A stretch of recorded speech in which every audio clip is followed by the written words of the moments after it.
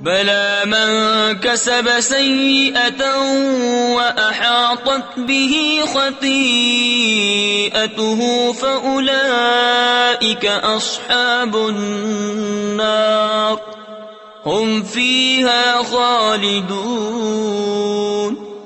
اور بولے ہمیں تو آگ نہ چھوئے گی مگر گنتی کے دن۔ تم فرما دو کیا خدا سے تم نے کوئی عہد لے رکھا ہے؟ جب تو اللہ ہرگز اپنا عہد خلاف نہ کرے گا۔ یا خدا پر وہ بات کہتے ہو جس کا تمہیں علم نہیں؟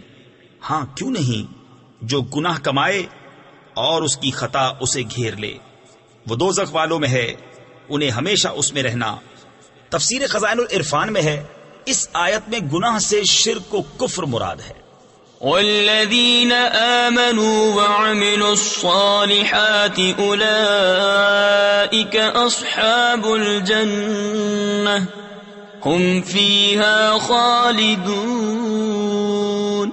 وَإِذْ أَخَذْنَا مِيثَاقَ بَنِي إِسْرَائِيلَ لَا تَعْبُدُونَ إِلَّا اللَّهَ وَبِالْوَالِدَيْنِ إِحْسَانًا وَذِي الْقُرْبَى وَالْيَتَامَى وَالْمَسَاكِينِ وَقُولُوا لِلنَّاسِ حُسْنًا وَأَقِيمُوا الصَّلَاةَ وَآتُوا الزَّكَاةَ ثُمَّ تَوَلَّيْتُمْ إِلَّا قَلِيلًا مِّنكُمْ وَأَنتُم مُّعْرِضُونَ۔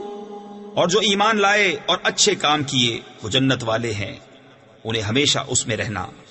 اور جب ہم نے بنی اسرائیل سے عہد لیا کہ اللہ کے سوا کسی کو نہ پوجو، اور ماں باپ کے ساتھ بھلائی کرو، اور رشتہ داروں اور یتیموں اور مسکینوں سے اور لوگوں سے اچھی بات کہو، اور نماز قائم رکھو اور زکوٰۃ دو، پھر تم پھر گئے مگر تم میں کے تھوڑے، اور تم روح گردہ ہو۔